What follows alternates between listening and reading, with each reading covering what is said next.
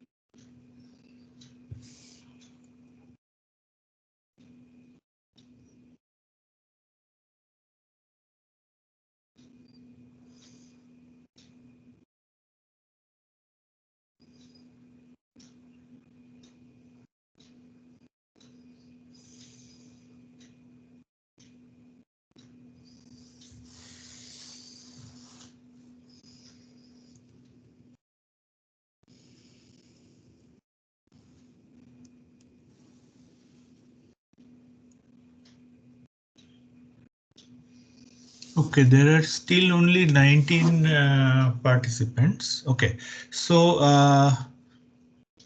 anyway, let us start. Okay,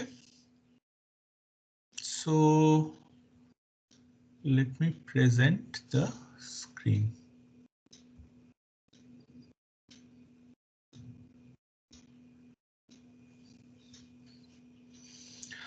Okay, can all of you see my screen? Yes, sir. Yes, sir. So let us start. Okay, give me 1 minute. So I'm using a new software today, so I hope everything works. Okay, okay. So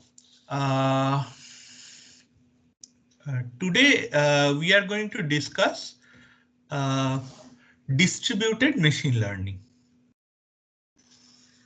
Okay. Uh, okay. Um,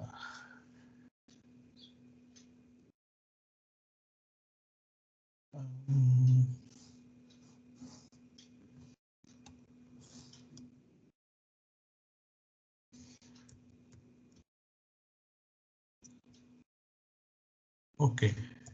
Okay. So the thing is working. Okay. Okay. So for distributed machine learning, we are going to be discussing a technique called ADMM. Okay. So ADMM stands for uh, alternating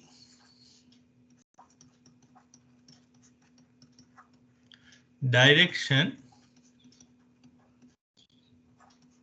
method of multipliers. Okay, so we will basically see how this method came into being and why this is important. So we will see some of the precursors of this method. Okay, and we will see how the method works. Okay, so we will see the derivations and some of the observations. We will see some of the convergence properties. Okay, so remember, this is an optimization algorithm. Okay, so this is in general. So this is not limited to machine learning. So this works for all distributed optimization problems. Okay, I mean, more specifically, it works definitely for convex distributed optimization problems. Okay, but people have also studied this for non-convex, but we will not go there because it's a very recent research topic. Okay, but definitely it is very well studied for convex distributed optimization problems. Okay. Okay, so then we will see some applications. So we will see how to do distributed machine learning and other distributed problem like distributed consensus, etc. Okay, and then we will see some variations. Okay, so we will see some variations, especially we will see this weighted parameter averaging. And also, if time permits, we will see a fully distributed support vector machine. Okay, so we will see some applications of how to use this. But in general, we will see how to use this in a simple loss minimization framework or regularized loss minimization framework. Okay. Okay. So, okay. So, so let us see uh, what is the uh, distributed loss minimization problem. Okay, so if you recall, okay, so this is our so we will be using slightly different terminology. So let me just introduce the terminology here. Okay, so if you recall, this was our loss minimization problem. Okay, so what is the loss minimization problem? So you have, so here just remember that X is parameters.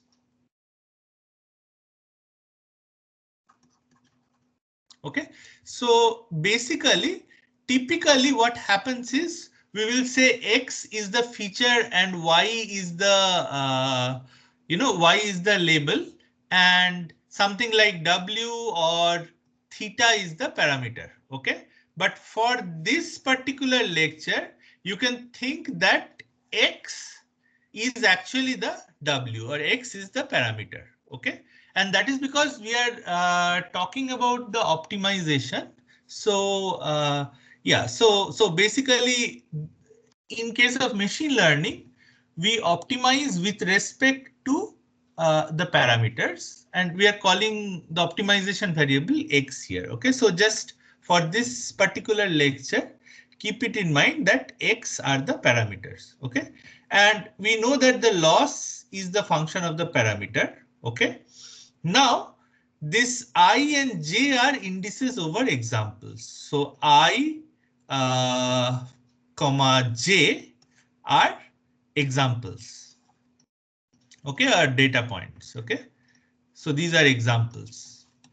Okay, now Li of X, if you recall your SGD discussion, this is nothing but the loss incurred by data point I. Okay, and so that is Li of X. Okay, and sometimes we will just call omega of X as a regularizer. So we will call omega of X as a regularizer. We will sometimes also call R of X, but yeah. Okay, so this is the regularizer. So this part Li of X depends on the data. This regularizer does not depend on the data. Okay. Now, what is this formulation saying? Okay, so this formulation of distributed loss minimization. Okay, this is just saying that suppose you have M computers. Okay, so suppose you have M computers. Okay, then your and let's call them so J varies from 1 to M, and let Cj be the jth computer. Okay, or the data in the jth computer. Okay, so then you have uh, you basically sum over. So what is your total loss? Your total loss is sum over all the losses of all the examples in Cj, and then also sum over all the computers. Okay, so this double summation does the or computes the total loss over the entire data set. Okay, and this lambda times omega of X is of course the regularizer. Okay, so hence you can, so this is one way of stating the distributed distributed machine learning problem, where the idea is that your loss or your so there are many ways of distributing. Okay, so the way of distributing that we are looking at here is where your loss Li, okay, or rather your data points. So let me scratch this. Your data points are distributed. So this is also sometimes called data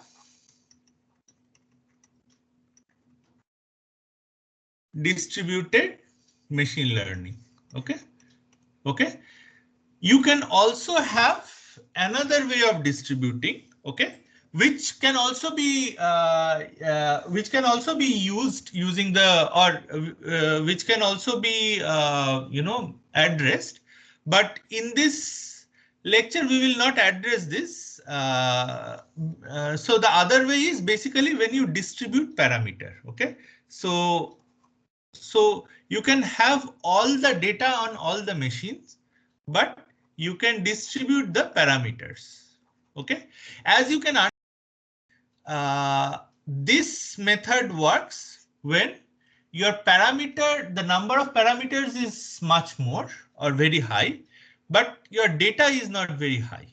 Okay, so that is one of the things. Or if you sometimes you have to distribute the parameters because maybe there are 2 or 3 different companies which are sharing things between each other, then you may need, and each company may have its own trained model parameters. Okay, and they don't want to share the parameters with other ones. So in that case, some schemes may be come up with where you have distributed parameters. But normally, under normal situations, what you have is this data distributed machine learning. Okay, where you have a large amount of data. Okay, and you cannot process this entire amount of data on one computer.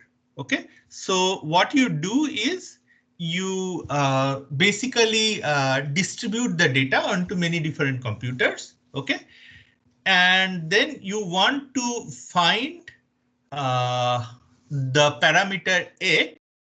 Okay, which is minimizing the total loss over all the data over all the computers. Okay, so that is the formulation that we are discussing here. Okay, now in this formulation, okay, so let me, yeah, so in this formulation we are talking, so first let us discuss the simplest approach, which is the distributed gradient descent. Okay, so what is distributed gradient descent? Okay, so as we all know, if your if your total loss, okay, uh, is summation over Li of X. Okay, summation over both, all the data points, right? Okay. So what you can do, you can just take basically something like you can compute the gradient, let's say, yeah, so you can see gradient of Ljx. Okay, so this is basically gradient of loss on jth computer. Okay. Okay, so this is the gradient of loss on jth computer, and since your gradient operator is you can just sum it, so you can just so you can do two things. First of all, on each computer you can just sum over the data, you can compute the loss on each data point on that computer and then sum over all the data points on that computer. Okay, and then this gradient can be communicated to a central computer, okay, a master computer, where basically each of the computers, they communicate the gradient, okay, and then your total gradient, so gradient of loss, okay, of X is just going to be summation over gradient of Lj of X, okay, summation over j is equal to 1 to m. So let's say you have 10 computers and you may have 1,000,000 data points. So what you may do is you may put 100,000 data points on each of the computers, okay, and then what you can do is each computer computes the gradient of loss over its own 100,000 set, and then on the central computer you get the gradient over all the million. Okay, so like this you get the gradient, and then you can do the gradient descent update on the central computer. Okay. Uh, okay. So the algorithm is something like this, that you compute the loss loss like this on the central computer. Okay, and then you just update the parameter X like this. Okay, using this formula. So this is just the gradient update. Okay, and alpha can be chosen by a line search. Okay, so this is the distributed gradient descent. So this is the simplest solution that you can think of. Okay. Now, what is the problem with this solution? Okay. Um, okay.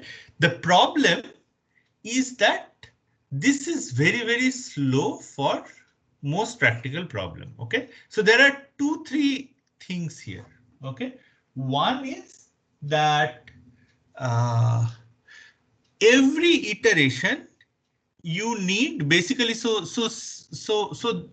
you think of it like, so if your parameters are very, very less, then this may be actually a good strategy. So if your parameter X, let's say, is of 10 dimensions or something, okay, then this is a good strategy.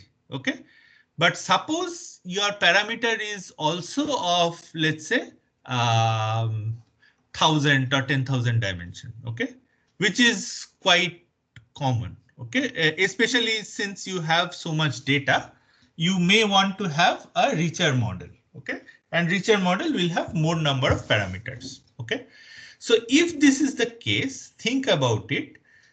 For every iteration, so you have to run it for certain number of iterations, let's say 100 iterations or something. Okay, for every iterations, you have to transfer number of computers, which is m times 10,000, many numbers, and 2 times this. Okay, so this is the problem. Okay, so you have to transfer 2 times m times 2 times number of computers times number of dimensions. Okay, so let me put it this way, that 2 times number of computers, okay, times number of dimensions. Okay, so this is a problem. So you can think like basically, so this is a problem for 2 reasons. One is that you are almost going in the, so one way to think about it, number of dimensions is of the order, or maybe 1 order smaller or 2 orders smaller than the number of data points. Okay, you are almost transferring the same the data set between the, between the computers. Okay, so this is a, so this is typically very expensive. Okay, the second thing is again that it's a synchronized algorithm. Okay, so every time all the, all the parameters has to come from, or all the gradients has to come from all the computers, and then only the next step can proceed. Okay, and then once the central computer is done with this update, again, all these, the updated parameter has to be transferred back to all the M computers. Okay, in order for again the next gradient computation to begin. Okay, so both ways there is a dependency. Okay, so this is kind of the problem. Okay, okay, so how do we solve this problem? Okay, so in order to solve this problem, so for the time being, just take it from me that you need to find solutions to equality constraint optimization problems. Okay, so what are equality constraint optimization problems? Equality constraint optimization problems are of this form, that you have to minimize f of x, okay, subject to this a of x equal to b. So here there is only a equality constraint. I mean, there may be other inequality constraints also, but equality constraint is definitely present. Okay. Okay. So, okay. So how do you solve it? Okay. So how do you solve this equality constraint optimization problem? So a simple way of solving this equality constraint optimization problem is what is called the dual ascent method. Okay. So what is the dual ascent method? So you know that whenever we solve any constraint optimization problem, we use the Lagrangian method in optimization. Okay, so what is the Lagrangian? Lagrangian is basically you have your objective function, which is the f of x. Okay, plus you have these y's, which are Lagrange multipliers. Okay, so y's are additional variables called Lagrange multipliers.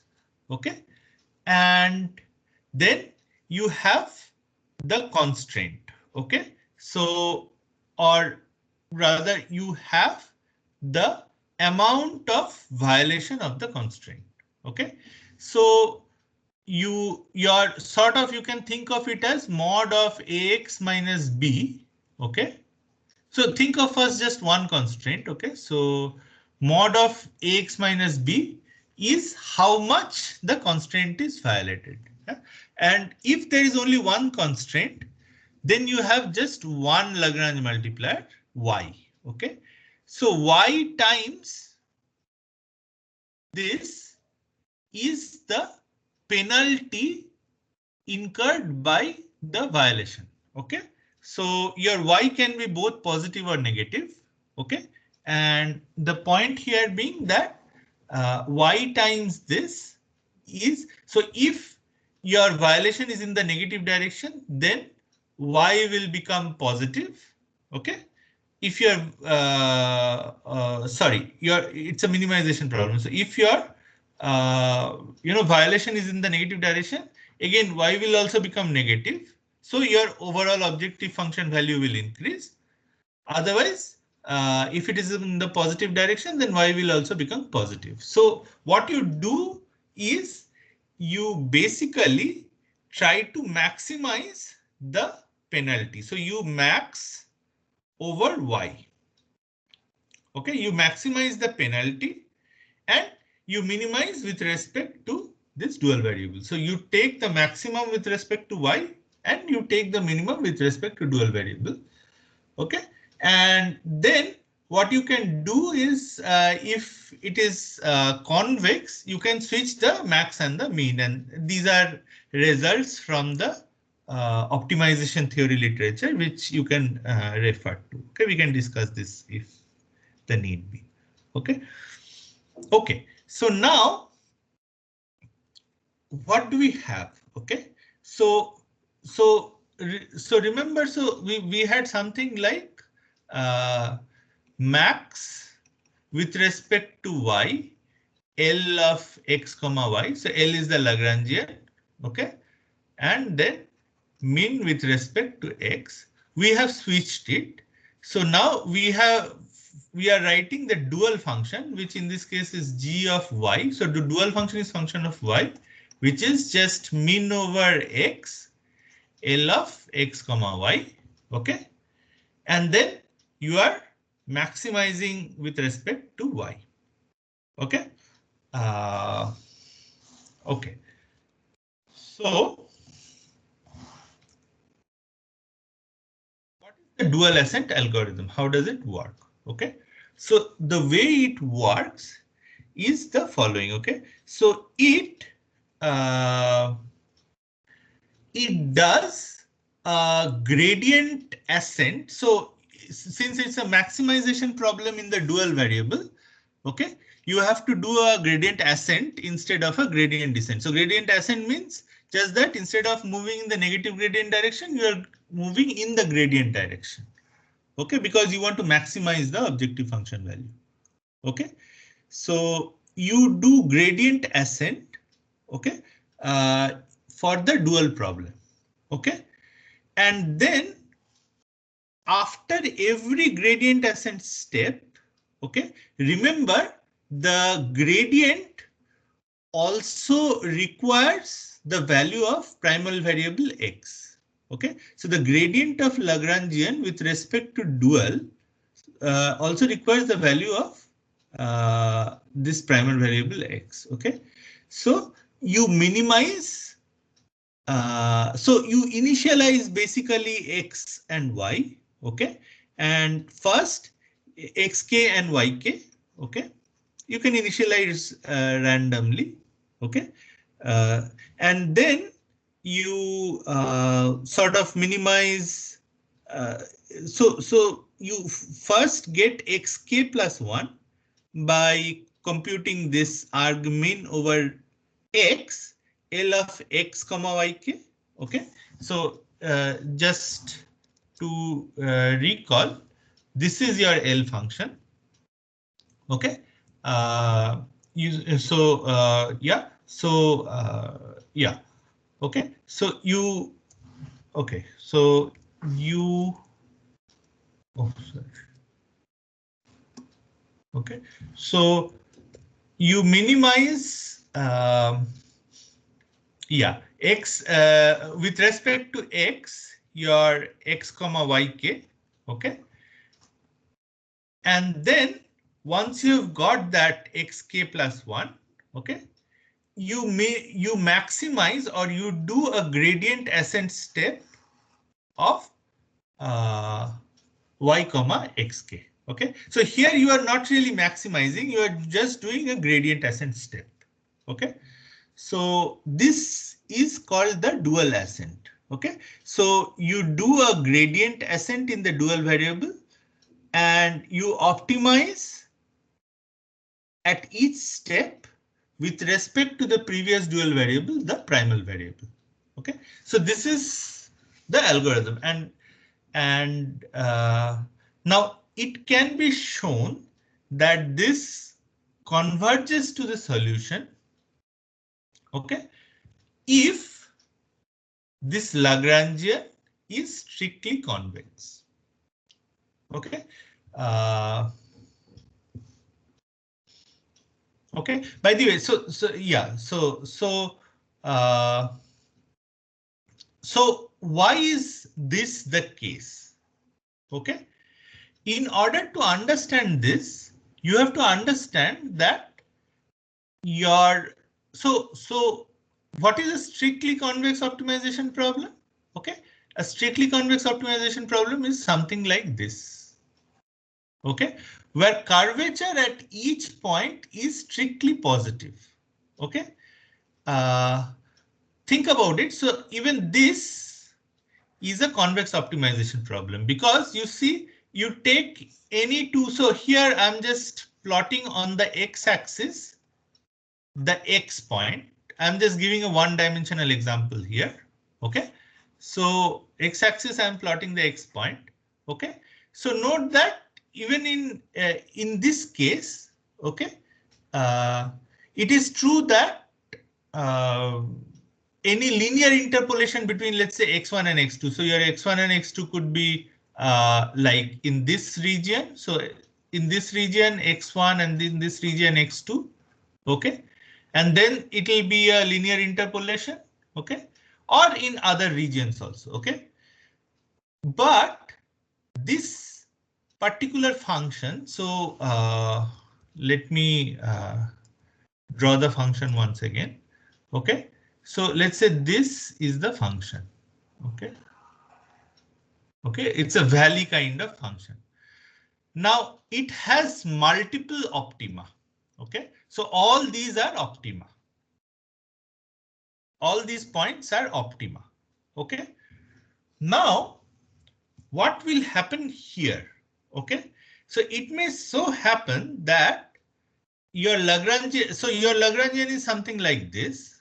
Okay, for any value of yk, okay, it will find one particular optimum. Okay, now when you plug in that optimum, your value of yk will be something. Okay, let's say it did not change much. Now you don't know which xk will be returned by this particular optimizer. Okay, you don't know which xk. So next time, let's say it returns this optimum. Okay, so the value of objective function has not come down. Okay, but it is returning a different optimum. Okay, so then here yk will change. Okay, so even though it has reached the optimum, your yk will keep fluctuating or keep changing and it will never converge. Okay, so this is the problem. Okay, this is the problem. Okay, that it will keep oscillating, dual ascent will keep oscillating between the multiple minimas of a problem which does not have a single global optimum. Okay, so that is why it should be strictly convex, so that it has a strictly single global optimum. Okay. Okay. Now let us see how. Okay, so let us see another thing. Okay. Now think of it, right? So suppose your optimization problem was separable. So what is separable? Okay, a separable means that suppose you have optimization variable x. Okay, now suppose it was such that your optimization variables could be split into these n different parts. Okay, and then your objective function is also split into n different parts such that so f1 depends on x1, f2 depends on x2, and so on and so forth. Okay, if this is the case, then what can you do? Okay, so you see, your f is the sum over this. Okay, so your Lagrangian becomes this. Okay, now if this is the case, then what happens is that you can write your basically your capital Li of xi comma y like this. Okay, so then your and you see your Li is dependent on xi. Okay, and basically there is also separability in the Lagrangian. Okay, and so if that is the case, suppose you want to use the dual ascent. Okay, then your first step of optimizing with respect to primal variables, that splits into something like n separate problem. Okay, okay, so and then you can sort of use the dual ascent method here to solve the problem. Okay, so this is the dual decomposition method. Okay, now this was initially, so if you see about 10 years back or more than 10 years back, maybe yeah, slightly more than 10 years, 10, 11, 12 years back, this was a hot topic. Okay, so this was called dual decomposition. So what people used to do is they used to split the Lagrangian like this. Okay, if the objective function is splittable. Okay, and they used to solve different parts of the problem on different machines.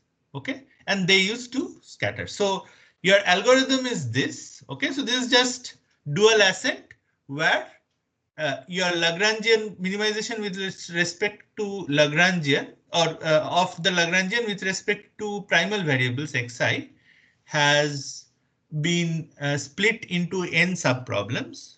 Okay, so the distributed solution here is simply that you scatter yk to individual nodes. Okay, so and then you compute xi in the ith node.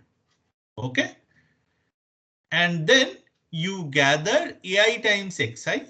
Okay, so here this should be xi k plus 1. Okay, so this is xi k plus 1. Okay, ith node, and then you calculate yk plus 1 like this. Okay, so you start with xk yk. Okay, the central computer sends yk to the individual nodes. The individual nodes compute your xik plus 1. Okay, and then they send back that, and that is then used node to compute yk plus 1. Okay, so this is the distributed algorithm using dual decomposition. Okay, now now let us come back to our original question. So we already saw distributed gradient descent. Okay, so why should one use this dual decomposition type method over the distributed gradient descent method? And the answer is that you see in distributed gradient descent, these are also sometimes called scatter gather algorithms. Okay, so node, it scatters some parameters to the distributed nodes. The distributed nodes have all the data.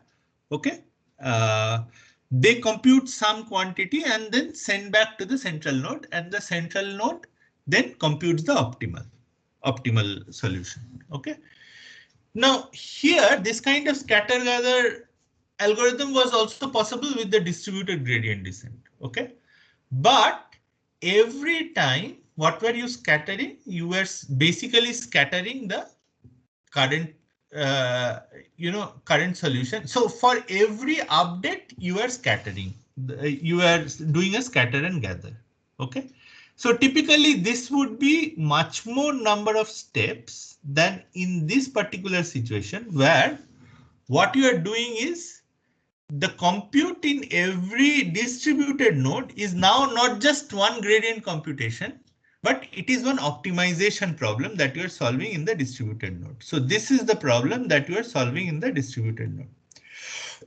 Now, this is many more iterations, right? So this is actually computing the optimum with respect to primal. Of course, with respect to the just the with respect to just the data in that particular node. Okay, but this is running something like 100 or 1000 iteration. Okay, so in this case, you are syncing after some 100 or 1000 updates. Okay, so the number of synchronizations or the number of scatter gather steps is reducing a lot in this particular implementation. Okay, so this is a major advantage. Okay, that it is reducing the communication. It is also reducing the dependency, right? Because the steps, the iterations that are happening on each of the machines for optimization, okay, those are happening in an asynchronous manner. Okay, so this leads to a lot of speed up in distributed optimization. Okay, what is the problem? The problem is that all the drawbacks of dual ascent exist. Okay, so especially there is one drawback that if your Lagrangian is somehow not strictly convex. Okay, so this is in the context of convex optimization. Even in the non-convex context, okay, it may still have multiple solutions. Okay, and if your primal, if your Lagrangian with the primal has multiple solutions, okay, then it will not converge. Okay, so how to make this converge? So then we were discussing about people came up with a very simple solution. So what is the simple solution? The simple solution is they said instead of minimizing the Lagrangian, we will minimize the augmented Lagrangian. Okay, so what is the augmented Lagrangian? So suppose now go back to your original, you are trying to optimize f of x subject to ax is equal to b. Okay, so you have the Lagrangian, the normal Lagrangian, which is just this part. Okay, now you see here you are looking at augmented Lagrangian. Okay, so augmented Lagrangian adds this additional augmenting term, okay, to the Lagrangian. So what is this additional term saying? This additional term is saying that look, I want to penalize rho times the norm square of violation.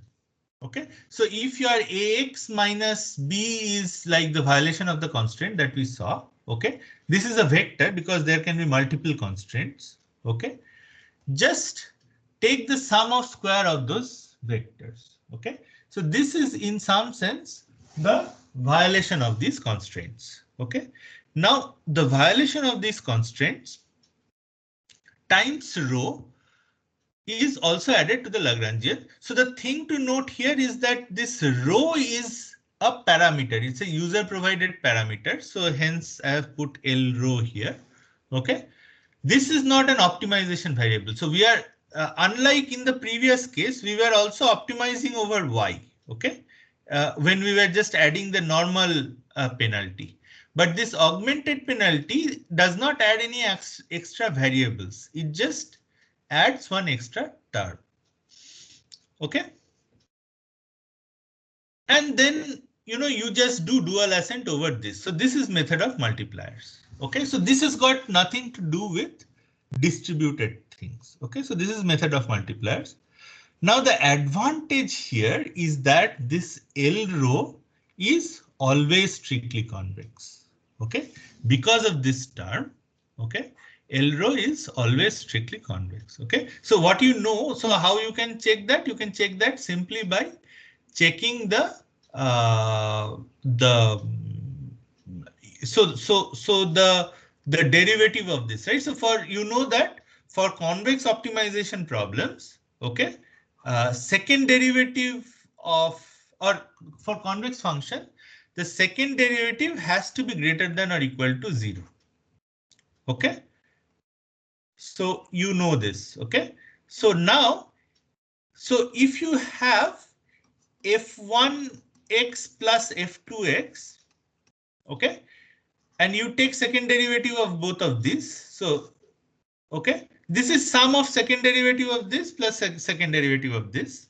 Okay, this one is going to be greater than or equal to 0. The second term is strictly greater than 0. Okay, so derivative of this, second derivative of this is strictly greater than 0. You can just compute the second derivative and check. Okay, it will come out to be something like uh, I think it will come out to be yeah, let us see. I think just Frobenius norm of A transpose A or something like this. Okay, and which is always positive. Okay. Uh, okay. No, maybe this will be more, but you can check that the second derivative of this will always be strictly positive. Okay, and hence this augmented Lagrangian will always be strictly convex. Okay, so that is its curvature will always be strictly positive. Okay, so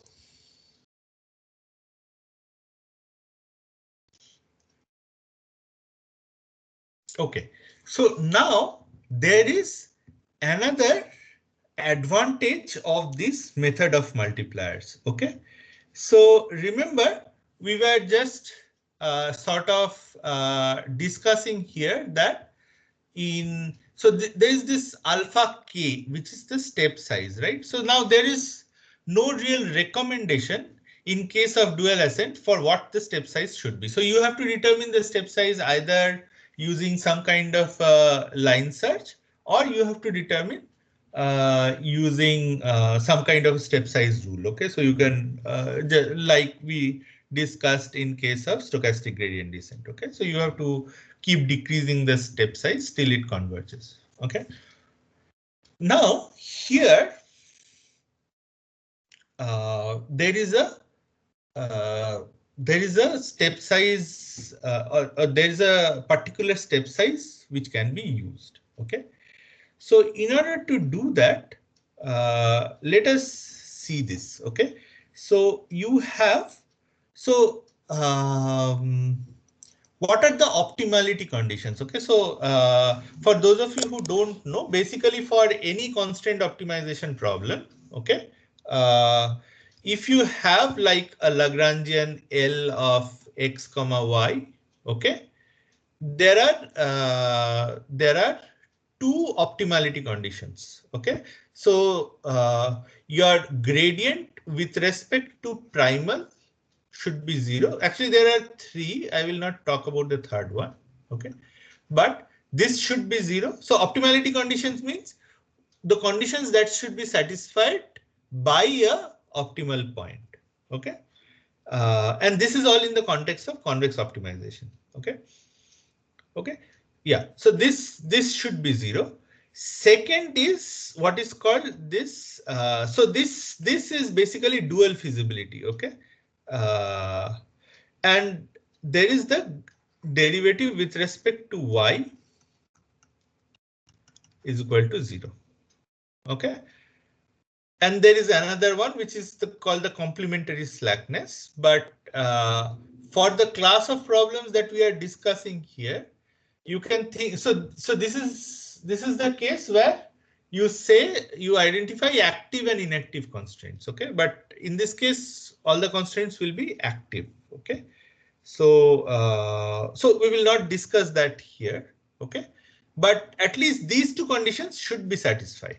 Okay, So, so this is sometimes called the primal optimality condition or dual feasibility condition, and this is called the uh, primal feasibility condition. Okay, so this basically boils down to saying that at optimality, basically the primal problem should be feasible. Okay, because you are taking the gradient, the derivative with respect to Lagrange multipliers and setting to 0. Okay. And dual feasibility says that so this is the condition. Okay, dual feasibility. So you basically take derivative with respect to y and set it to 0. Okay. Now think about it that your xk plus 1 is minimizing this. Okay, which means that gradient with respect to x, this should be 0. Okay. Now, so if you just do this, if you just write this up and open it up, okay, you get this. Okay, so if you see the Lagrangian, okay, let me see the Lagrangian here. So if you see this yeah, so if you see the augmented Lagrangian here, okay, yeah, so this is derivative of first term, this is derivative of second term, okay, and this is A transpose, this is the derivative of the third term. Okay, you can just perform the computation and check that this is indeed the case. Okay, now look what happens. Okay, if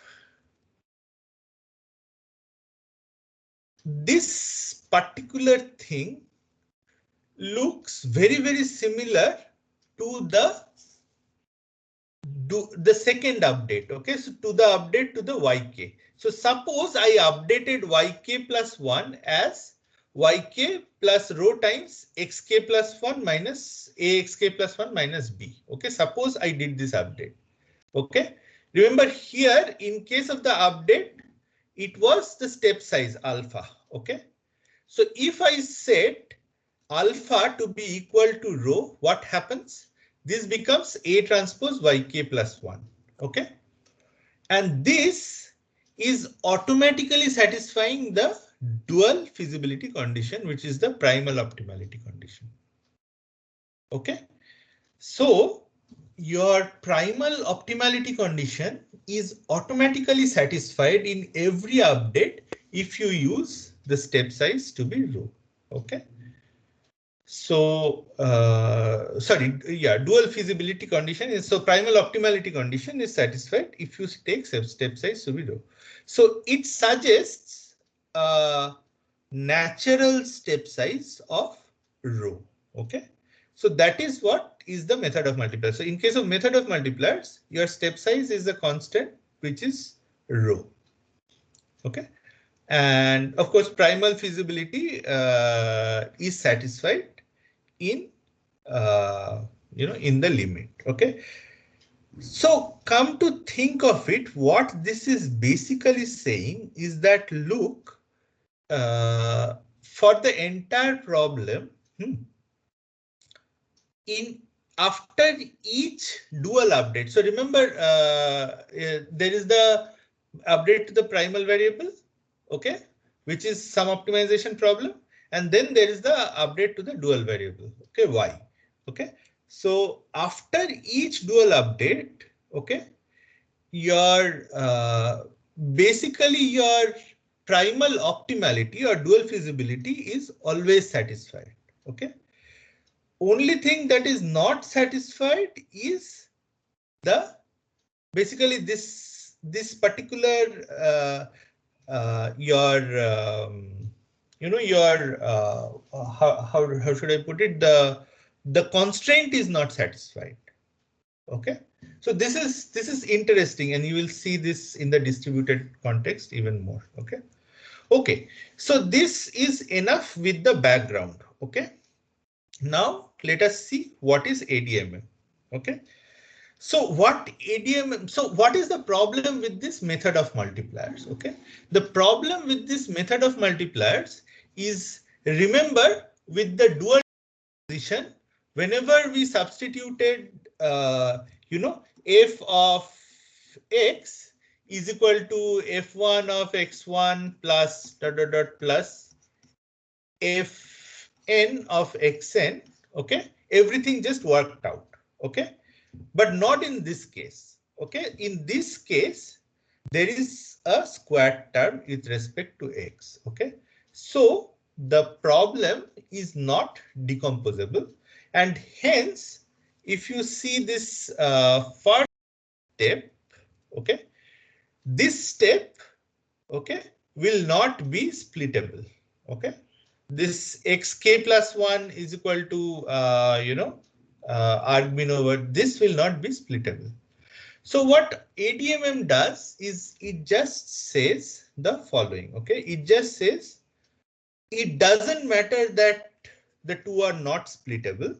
You can solve the problem as though they are splittable and everything will just work out. Okay, so this is the understanding. Okay, so so we are just describing this using two functions. Okay, two functions. So there are two sets of variables x and z.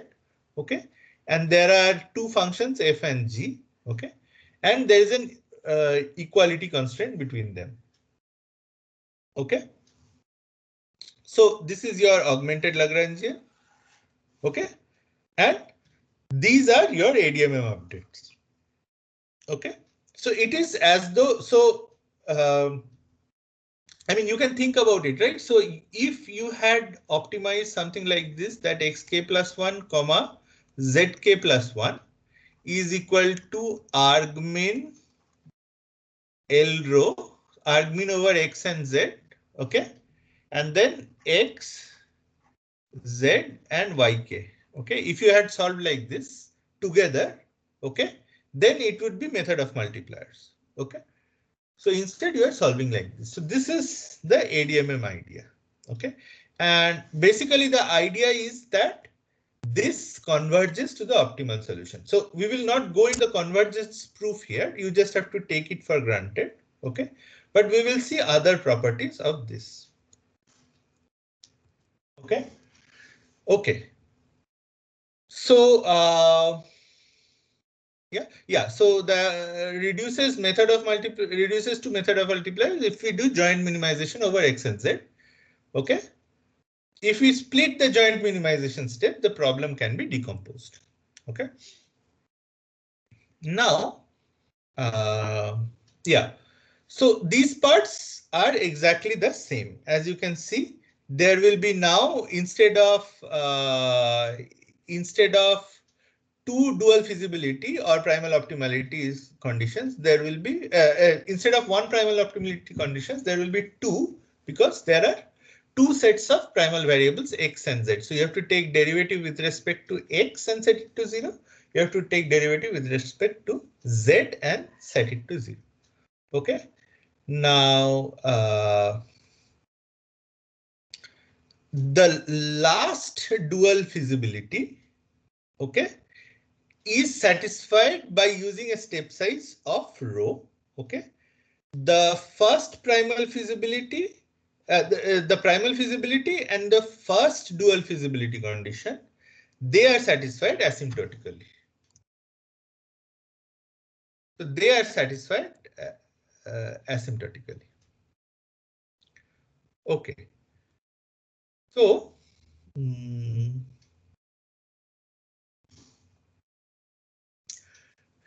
okay, so now there are two things that are talked about. So the question is, how will you now? So now this is becoming a little bit more complicated, right? So you have to take care of two things. One is that the constraint. So this is equal to 0. Remember, is the equality constraint. So Rk is called the primal residual. So Rk should be equal to 0. Okay, so if you observe the value of Rk and if it is not 0, then you know that you have not reached an optimal point. Okay, So in addition to RK, now you have to also observe another residual, okay, and which is called the dual residual. So what is the dual residual? The dual residual is that, you know, xk plus 1 minimizes this, right? It should minimize this, okay. Now at the end of one round of updates, what happens? Okay, so you get so if you again take the derivative, you will see that you will get this. Okay, now in this, what do? You substitute the yeah, so you substitute the you substitute the value of this RK. Okay, so mm, yeah, you basically substitute the value of ZK plus 1. Okay, so if you go back here, okay, your ZK plus 1 is already okay, let me put it this way. Sorry, your YK plus 1 is already like this, right? So yeah, so this is your YK plus 1. Okay, now you come here. Okay,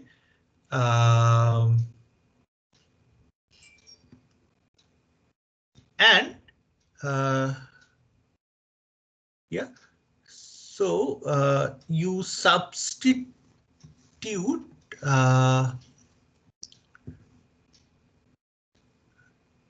so you do a little bit of algebra. You substitute RK plus 1, and that basically introduces this thing. Okay, so this is basically, I mean, this we are just doing a little bit of algebra to get this term ZK and ZK plus 1. Okay, okay, and this portion, so you can think that this portion is actually YK plus 1. So YK plus rho times RK plus 1 is actually YK plus 1. You can see this from the update here. Okay, so you can see this from the update here that YK plus 1 is actually YK plus rho times RK plus 1. Okay, okay, so you have this. Okay, and this should be equal to 0. Okay, now you see you have this. So what is this? So you remember there were two feasibility conditions. This one was already satisfied. Okay, the second dual feasibility condition. The first dual feasibility condition, which is gradient of f of x plus a transpose yk. So for the k plus 1th iteration, this becomes equal to this. Okay, this becomes equal to this. Okay, so what are we saying here basically? So this is, remember, so this should also be 0. Okay, so this should also be 0. This right hand side should also be 0. Okay, now this is equal to this. Okay, and this is not 0.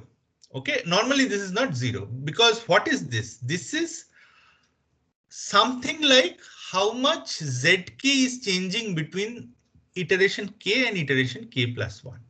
Okay, so think about it like this, that the second dual residual, which or sorry, the first dual residual, okay,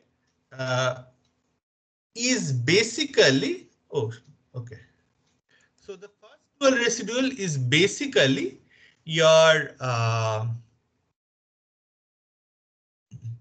yeah. So is basically how much your second primal variable is changing over time. Okay, your zk, which is the second primal variable, how much it is changing over time, that gives you a measure of uh, uh, uh, the dual residual. Okay, and here you see this that okay, so and there is a scaling factor. I mean, you can think that the scaling factor has come from yeah. So basically the scaling factor is coming from this. So you will see, I mean, I will just tell you beforehand that you will see that your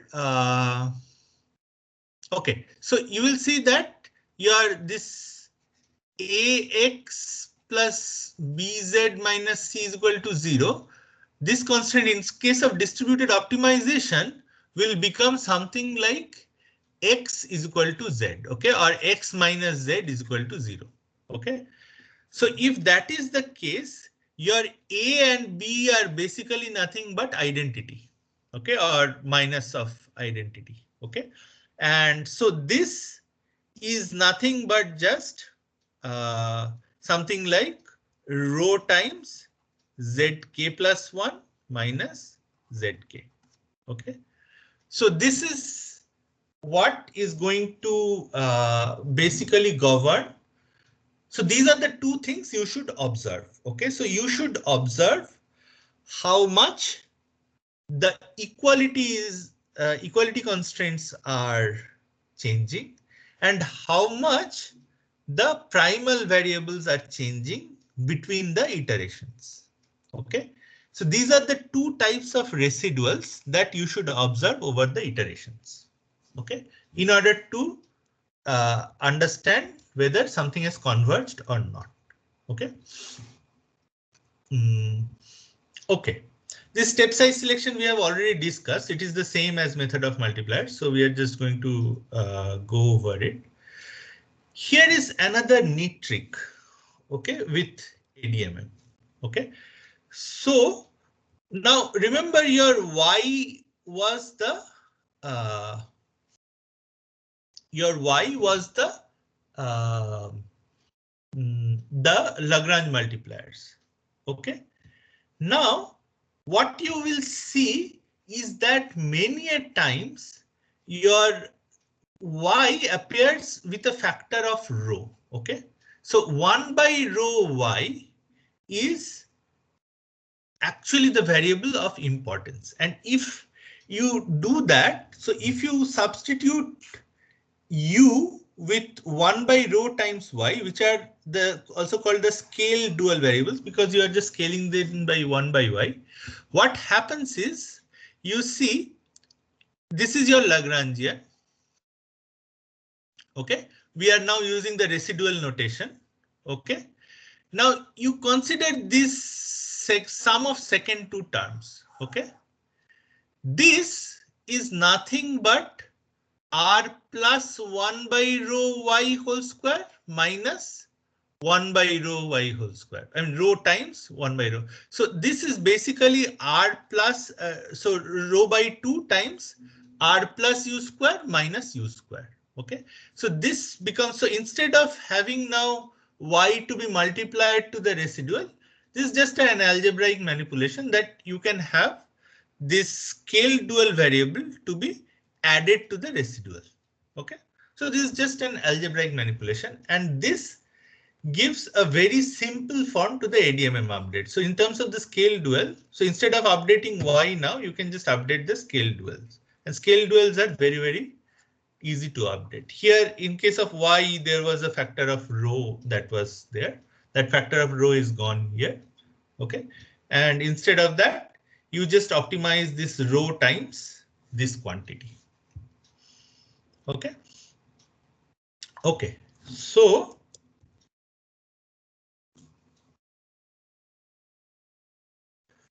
okay, So now when does ADMM converge? Okay, so this is a technical point. I will just mention that it converges when over a set which is proper and closed and convex. Okay.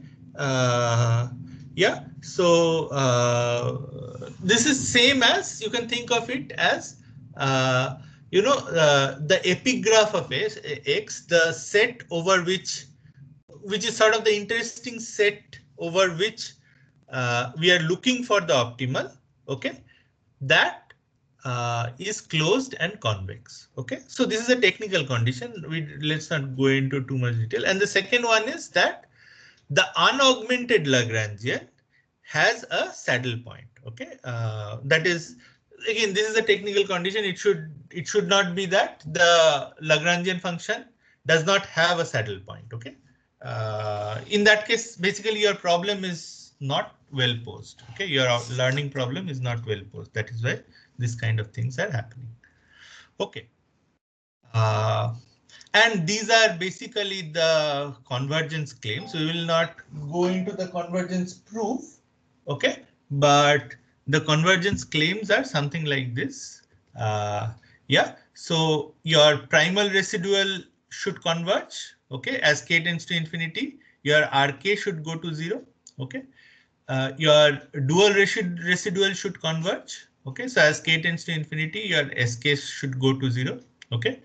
Uh, of course, your objective function should converge to an optimal value. Okay, and your dual variable should converge to an optimal value. Okay, so these are the 4 convergences. But essentially, if you observe the residuals, as we discussed, if you observe the residuals and maybe just the objective function value, you are good to go. So if both the residuals have converged to 0, okay, then you know that you're basically you have of course, they will not go to exactly 0, but they have gone down sufficiently. Then it is good to go. Okay. Um, okay. So yeah. So this can be also used as your stopping criterion. Okay. Okay. Now.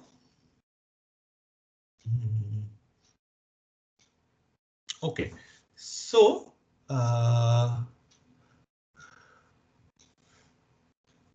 Yeah. So one thing to note here is that this ADMM is a meta optimization algorithm. Okay, so what does this mean? So this means that basically you need another optimizer which solves this optimization problem. Okay, so in case of machine learning, if you recall, this part, so with the scale dual, if you recall, this was the form. Okay, okay. So if you recall, normally you would have in machine learning, you would have to minimize over X, this loss of X, plus some regularizer over X, right? Now, this regularizer is sometimes just, rho times or some lambda times 2 norm of X.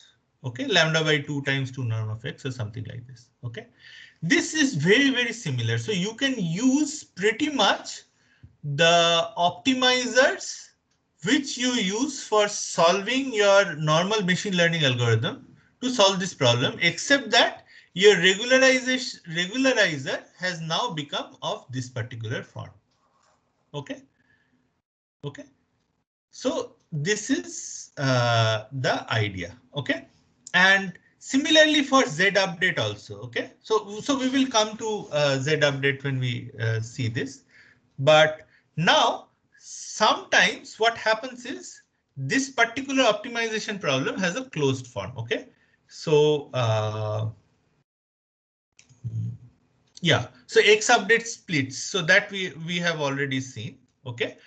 Uh, Now, uh, this particular form of update, okay, this is also sometimes called a proximal operator, okay, or where you can think of it as you are minimizing this f of x subject to the fact that x is close to v. Okay, and this has many simple solutions. Okay, so for example, if you can, as you can think, if your f is a quadratic function, okay, then this is the sum of two quadratic functions, and you can just just differentiate and set to 0, and there's a closed form solution. Moreover, for example, if your f is an indicator function of a set, okay, then this has a solution of projection onto the set. Okay, so projection onto the set is basically, so indicator function means it is a very high value when x belongs to the set C, otherwise it is a very low value. Okay, and then it is basically your optimal solution for this is the projection onto the set, which is the point closest to V. Okay, so whatever is this V value, okay, if this V value is closer is inside the set C, then the solution is just V. Okay, if this V value is outside the set C, then the solution is uh, uh, the point that is closest to this V. Okay. Similarly, there is a very simple solution. If your f is some sort of a one norm. Okay. So these are just saying that even though ADMM is a meta optimization algorithm, sometimes it can be the sub op or the sub objective on each of the updates can be solved very efficiently. Okay. Okay. Now let us first see a simple problem of what is called a consensus optimization. Okay. Now this will give you the feeling of how to do distributed distributed loss minimization. Okay. Now, in case of consensus optimization, what is the problem?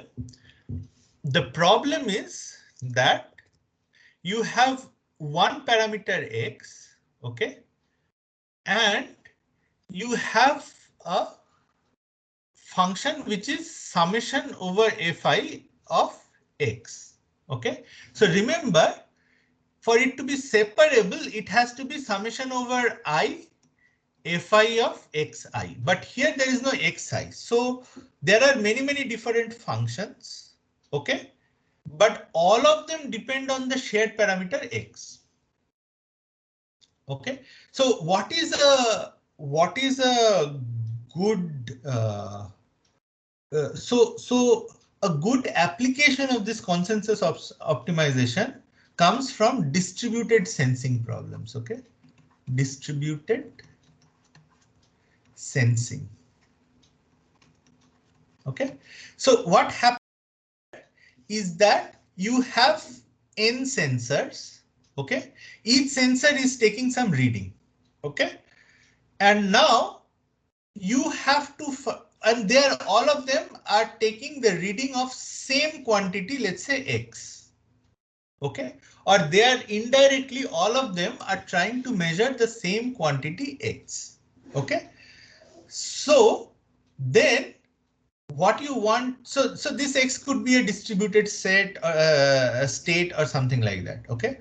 So what you do is you return that particular x which minimizes the disk. So your fi is some kind of a discrepancy function for each sensor. So how much is x differing from the reading of I? So let's call that yi or something. Okay, just for thing. So how much is the discrepancy? So Fi is basically the discrepancy between X and Yi. Okay. Where I is the ith sensor. Okay. So that is the idea behind consensus optimization. Okay. And how do you solve the consensus optimization problem? Okay. So what you can do is you can write here. So the problem is that this is not this X is a shared variable. OK, so you have to make X separable. So you replace X with Xi. OK, and then in the constant, you say that all of them should be equal to the variable Z. So you have introduced now this variables Xi and one variable Z. OK, and you are asking to solve this problem, that this equality constraint problem. Okay. Now you can see that this directly falls into the ADMM framework. Okay. And this is the ADMM algorithm for solving this problem. Okay. So let us see what happens here. Okay. So the first one, so this is your Lagrangian. So let me write down the Lagrangian here once more for reference. Okay. So your Lagrangian L rho of X, Z and Y is going to be yeah, so it's going to be Fi of Xi. Okay, there is of course a summation over I for the whole thing.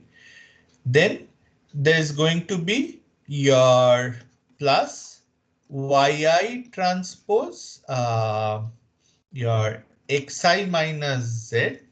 Okay, and plus rho times norm of Xi minus Z whole square. Okay.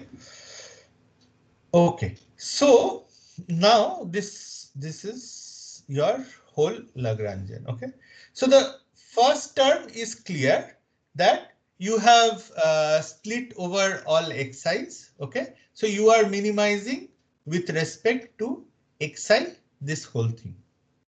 Okay, this is on the ith sensor. So each sensor may have a small processing computer attached to it. Okay. Okay. Then the second term comes from, if you remember, so okay, so the second term comes from setting gradient with respect to Z, this L rho of, you know, X, Y and Z is equal to 0. Okay, so if you set this to 0, you will see that you will get three terms, Yi transpose Z. Okay, and then this from here you will get two terms basically. One is Z transpose Z, another one is minus of Xi transpose Z. Okay, so yeah, and then you take the gradient with respect to Z, so all the Z cancels out. So here you are left with Yi plus Xi, and Yi plus rho Xi is equal to rho Z. Okay, and from that you can get this update. Okay. Okay. Maybe there should be like a rho by n times this. Okay, so there should be a rho here. Okay, but you are getting this. Okay, and then Yi is of course the dual update, and that is your basically your normal dual update. Okay, dual variable update for the ADMM. Okay. Okay. So now see, yeah. So see that. Okay, so this can be further. Yeah, so the final solution is going to be your zk plus 1, right? Yeah, so for whatever is the final zk. Okay. Okay. So this, let us go ahead. Yeah, this can be further simplified. Okay. So you see your sorry, okay, your Z update, okay, can be written like this. Okay, here X bar, remember your X bar, okay, your X bar is equal to 1 by n summation xi, okay, for kth iteration, and similarly your y bar. Okay, so your Z can be written as X bar plus 1 by rho y bar. Okay, and you have n many y updates, okay, capital N many y updates. You can just take the average of those, okay. Your Z is the same, okay. So you will get this, okay. Now, if you substitute ZK here, you will see that YK bar is equal to 0, okay, which basically means that for some constraints you will have a positive penalty, for some constraints you will have a negative penalty, okay, but overall the average of all the penalties should be exactly equal to 0 at the end of every iteration. Okay, so this is another thing. Okay, this is because of this particular structure of consensus optimization. Okay, and that gives us, okay, just a little bit of algebra, and you will see that zk is equal to x bar k. Okay, and so now if you substitute in the original algorithm, okay, you will see that your z update does not have to be explicitly maintained. You can just do the x updates, okay, and then you can just substitute the x bar k, okay. So your x bar k is basically just average of z, which you can just pass to each of these machines, okay. So note that this is just a simplification. It does not change the computation much, because you see here this computation is happening on the ith machine, but then this X bar computation again has to happen on the central machine, or otherwise each X has to be transferred to every other machine, which is a more expensive solution. Okay, so instead all the X's will be transferred to a central machine. Okay, and then you will do this. There are also architectures called all reduce architectures which try to solve this problem of broadcasting. Okay, efficient broadcasting. And they are also useful in settings where there is no central computer. Okay, but yeah, but this is your final update. So you see, it becomes a very simple update form. Okay, so where you basically uh, calculate the sort of the distributed parameters, okay, and then you calculate the penalties. So it's very intuitive. You can think, if you look at the form of this, that your penalties are dependent on how much your individual parameter is different from the average parameter. Okay, and that penalty is then again sent back to that particular machine to compute the revised individual parameters. And this is used for a lot of applications. Okay, so distributed sensing is one application. Okay, now let us come to the loss minimization problem, or distributed loss minimization problem. Okay, so what is the difference, or how is it different from the distributed sensing problem? Okay, here what happens is that, so you have uh, this part, which is the loss part, which is dependent on the data. Okay, so you have basically your li. So let's look at this problem directly. So you have li. Okay, so here think about it like this, that your ai is features. Okay, bi are labels. Okay. So these are in machine learning, these are like xi's and yi's. Okay. But because we are using xi notation for parameters, so we are calling them ai's, capital AI and small bi. Okay. So, and we are basically saying that, L is something like AI times xi. Okay. So something like AI transpose xi. Okay. Minus bi. Okay. Okay. So if you are doing, let's say, regression, you can understand that this is something like yi minus w transpose xi. Okay, so so forget the xi here for the time being. Okay, so here this w is basically x. Okay, okay, so this square is basically your L. Okay, your Li is something like this.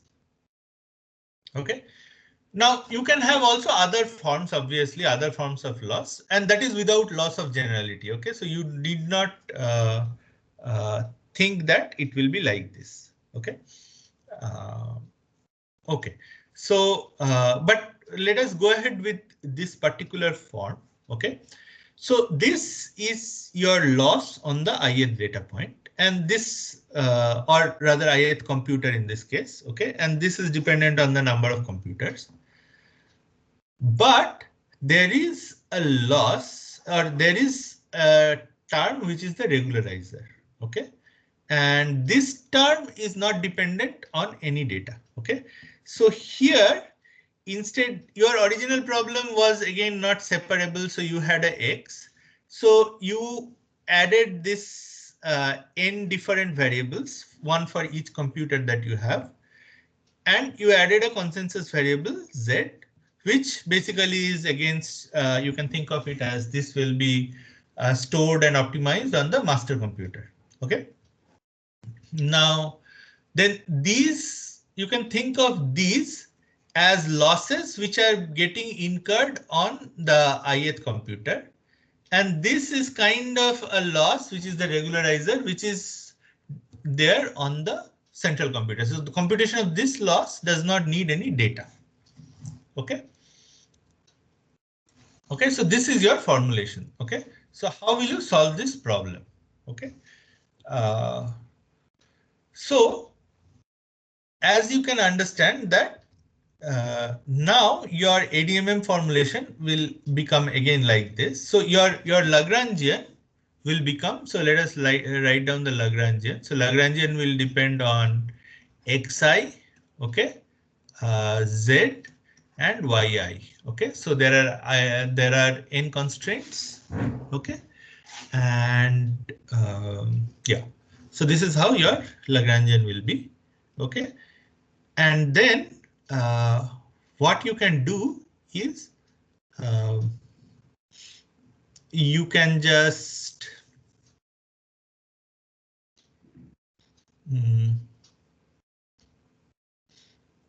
okay, so this is just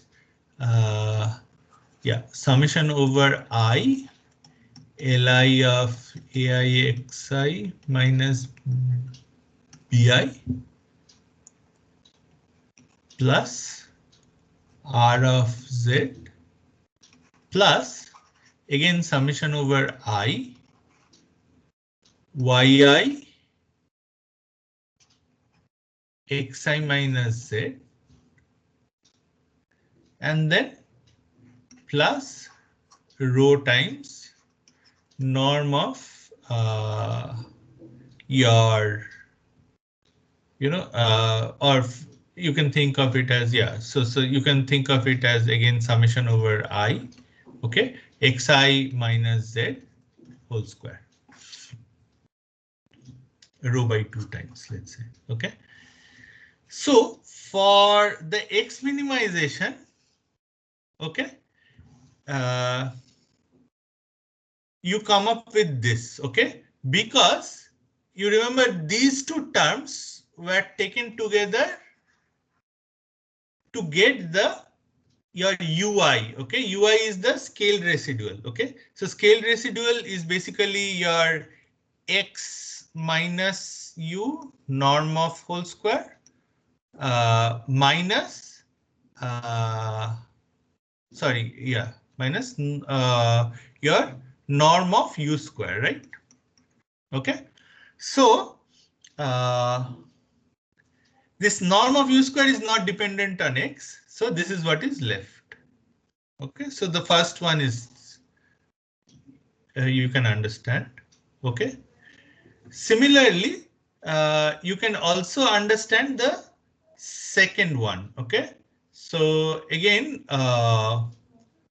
only the first class of terms is important uh, for the z. Okay, the second one does not have z, but there is this r of z. So r of z appears once, but all of the others have a summation over I. Okay, so there is a summation over I for the other terms over z. Okay, and this is of course the scale Lagrange multiplier update. Okay, so this is the ADMM solution. What you can see is that you are basically optimizing the prox function here. Okay, you are optimizing with respect to xi.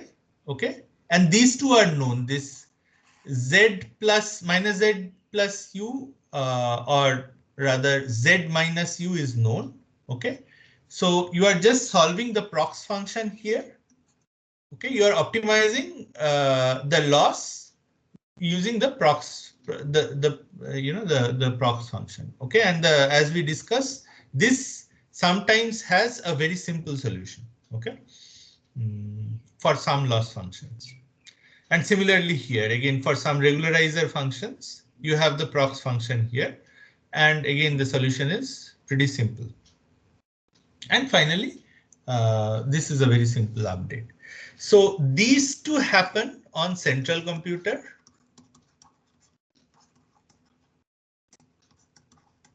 Okay, and then the updated Z and U is sent to each of these computers. So yeah, so basically this is like scatter. So scatter Z comma U. Okay, then you solve this problem, then you gather all the X's. Okay, and then you solve these two optimization problems on the central computer.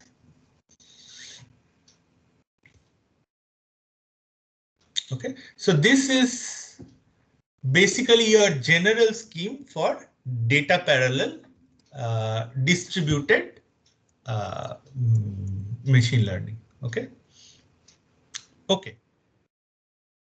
So any questions at this point? So this is kind of the most important thing that you will learn. Any questions, by the way?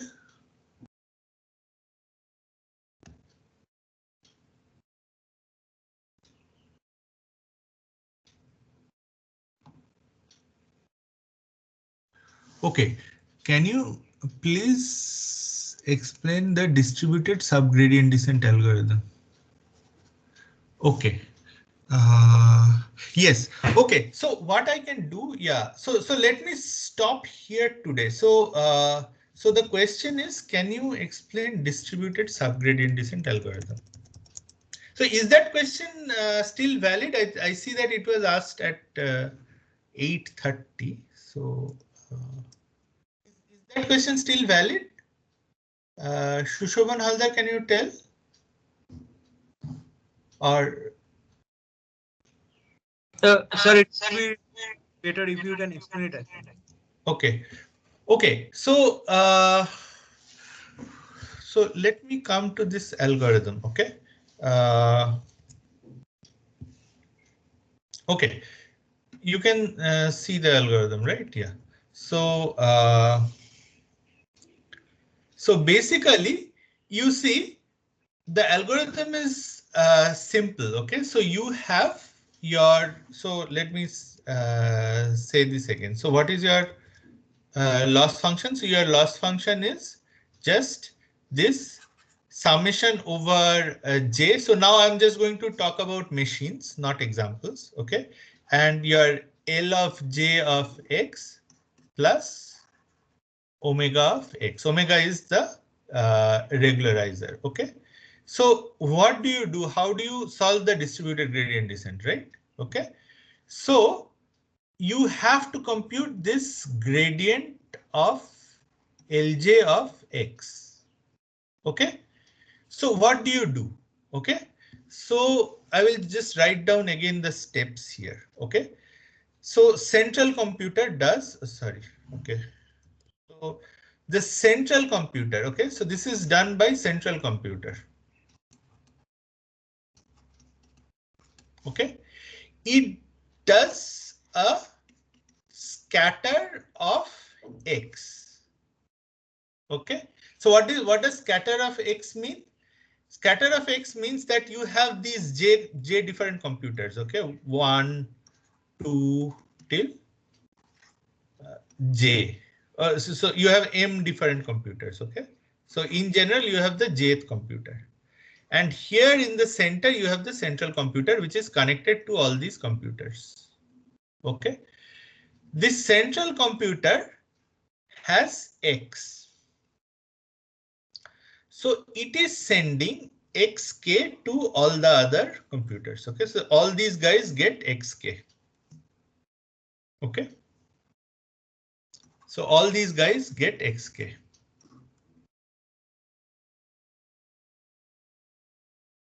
Okay, same value all of these guys get. Okay, then the second step is compute. So this is on the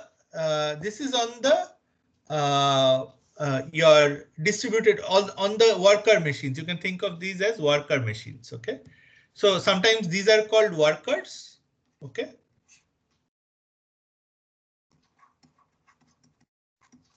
and this is called master. Okay, central computer is called master, and the other computers which are having the data, they are called workers. Okay, now this so on the worker machines, compute. Okay, so on the worker machines, compute your basically gradient of Lj of xk. Clear? Okay. And then again on the central machine, it says gather gradient of Lj of xk. So from each of the other machines, it gathers this gradient. Then it adds them up to compute this sum, which is the total loss gradient. Then it computes the gradient of the regularizer. Okay, so here there should be a gradient. Okay, and that is the gradient of the total regularized loss. And then it computes xk plus 1 using your usual gradient descent update. Then it goes back to again scatter. Is this clear?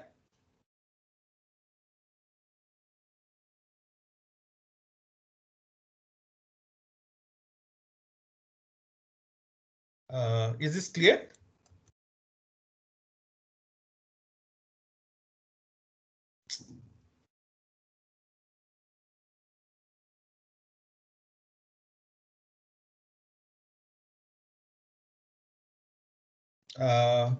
Okay. So maybe if you have any questions, we can discuss. I don't hear you. Okay, and I'm not able to see the chat. I'm sorry because I'm doing live teaching. Okay. Are you saying something in the chat?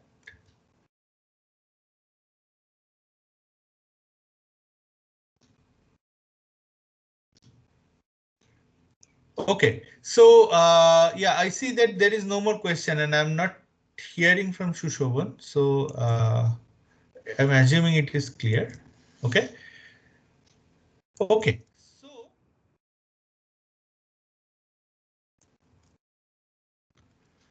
we have seen this loss minimization. So we will skip this fully distributed. Okay. Now let us look at one application of how we can do distributed SVMs. Okay.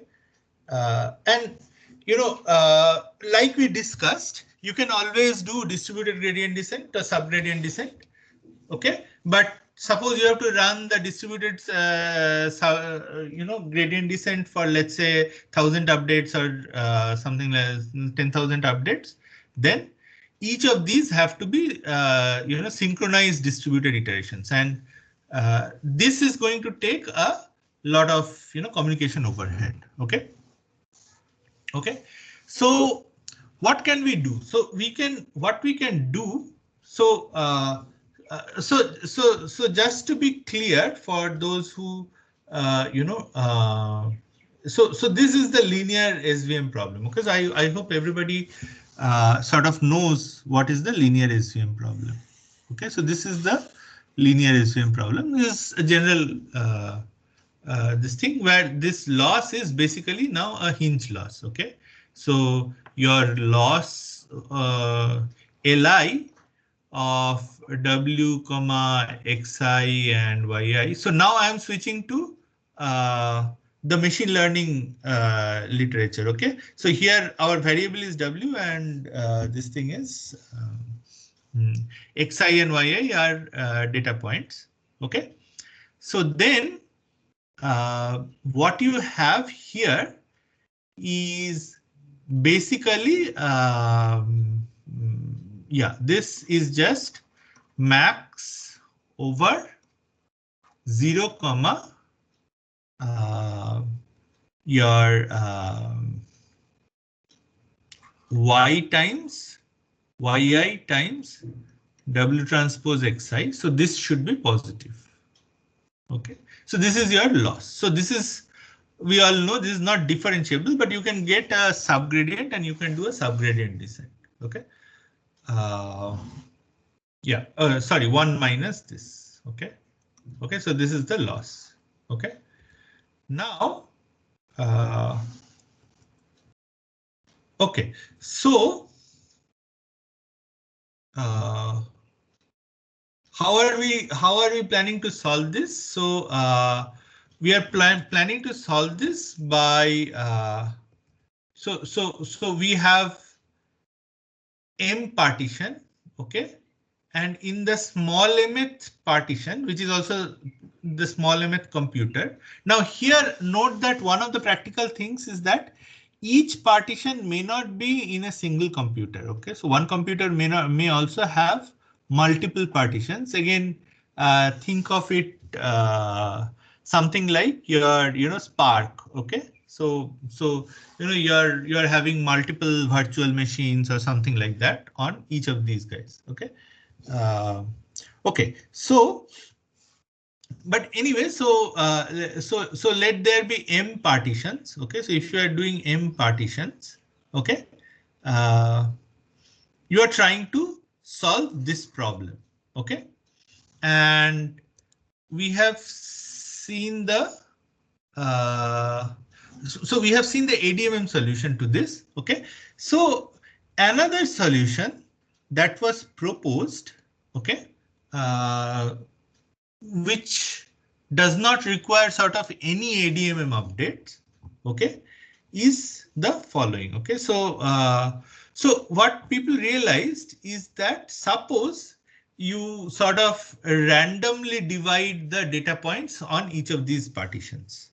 Okay, and then your loss is just sum over this. Okay, and then your what you do is on each machine, okay, you compute the argmin of loss on that machine. So this is on the mth machine. So W hat M is the parameter on the mth machine. Okay. And this is minimizer of average loss on that machine plus your regularize. So the earlier ADMM solution, I said the regularizer will be done on the central machine. Here, the regularization is done on each of these machines, and you are minimizing the average loss on each of the machines. Okay. And then on a central machine or on each of the machines, wherever it is, you just take the average of minimizers on each of these machines. Okay. So what you are doing, this is called parameter averaging. Okay. So you are finding the optimal parameter for each of the subsets. Okay. And then you are minimizing, you know, the so you are returning that as the solution, and this is sometimes used very well in practice. Okay, so if you have, let's say, 10 different machines and if you have billions of data points, okay, you can just distribute these billions of data points into 10 different machines, solve SVM on each of these, and then just do a parameter averaging. Okay. Uh, and this works at least for some scenarios. Okay. So now, what is the problem with this? The problem is that if you have a lot of partitions, if your number of computers increase, okay, then your solution becomes very, very bad. And this is shown by this particular experiment. Okay, so what is the experiment here? The experiment here is that suppose you have two classes, red and blue. Now red class is somewhat split. Okay, so some of the data points of the red class is actually very close to the blue class. Okay, other data points of the red class are very far away. Okay, so if this cluster was not there, then your optimal solution would have been something like this. Okay. But now, since this is there, your optimal solution is this particular thing, which is corresponding to one partition. OK, so yeah, this black one. OK, this black one is the optimal solution. OK, corresponding to one partition. Now, you see, if I put 10 partitions, it becomes something like this. If I use 30 partitions, it becomes this red line. OK. And if I use 100 partitions, it becomes this. OK, so you see, slowly, as you increase the number of partitions, OK, the solution starts behaving as though this cluster of data did not exist. OK, and that is because many of the partitions will not have data from this cluster. They will have data only from this and this partition. And so the average solution, there will be some solutions which are looking like this, but there will be some solutions which will be look like this. OK, so it will be average of those. OK, and this is a problem. OK, so what can be a good way to solve this problem? OK. OK. So one way to solve this problem is this weighted parameter averaging. So what do? You take this weights. OK. Instead of taking average of weights. OK, you take weighted average of the weights on each of the computers. OK, and your beta are some variable that I want to learn. OK, so beta are some variable that I want to learn. Intuitively, you can think of beta as the importance given to the parameter in the that is obtained in the mth machine. Okay, so beta m is the importance of the parameter obtained on the mth machine. Okay. So yeah, so we don't have much time. So in the interest of time, let me go ahead. Let me skip this thing. Okay. And essentially, in the end, you will have this distributed ADMM formulation. Okay, where you are actually optimizing over beta. Okay, so you are optimizing over beta.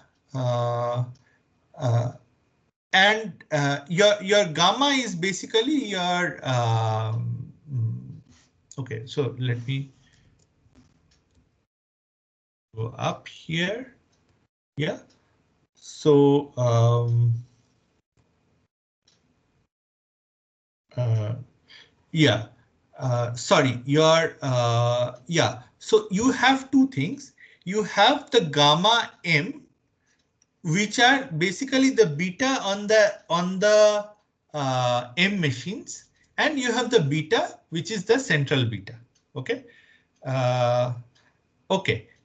And then what you do is on each of the machines. Okay.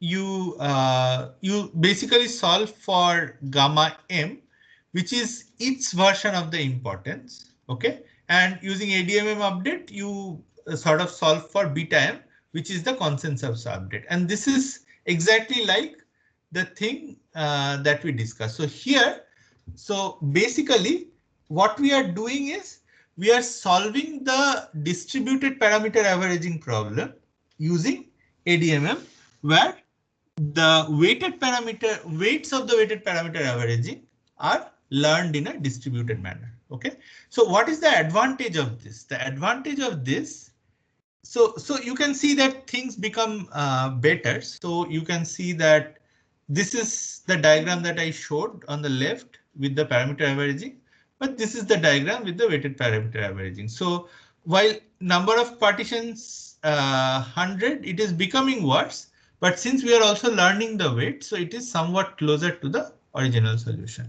Okay.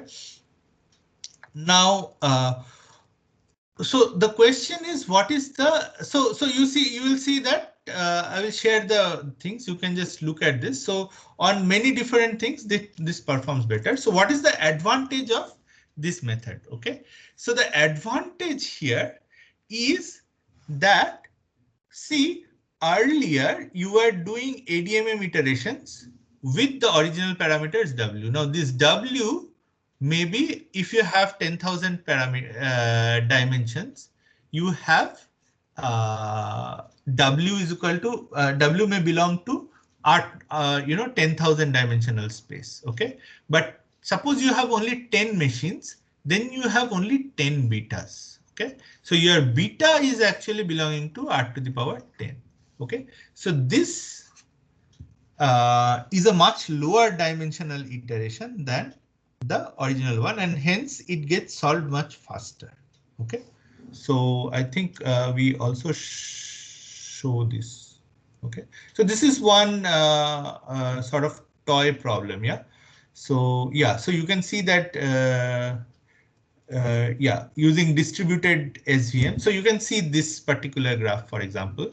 So using distributed SVM, we get this green solution. So we get the accuracy of 85%.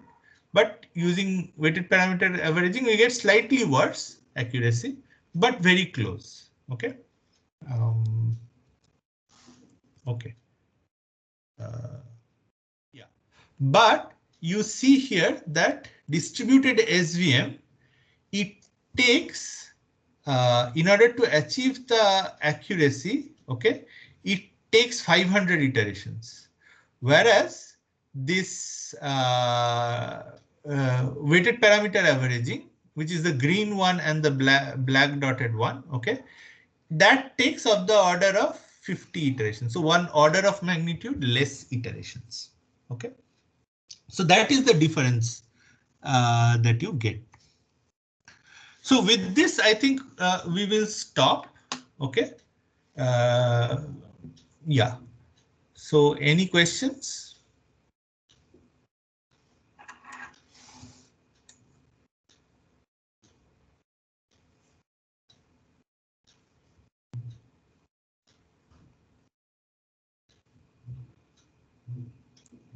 Okay, so let me stop sharing here. Yeah. Okay, and also let me stop recording.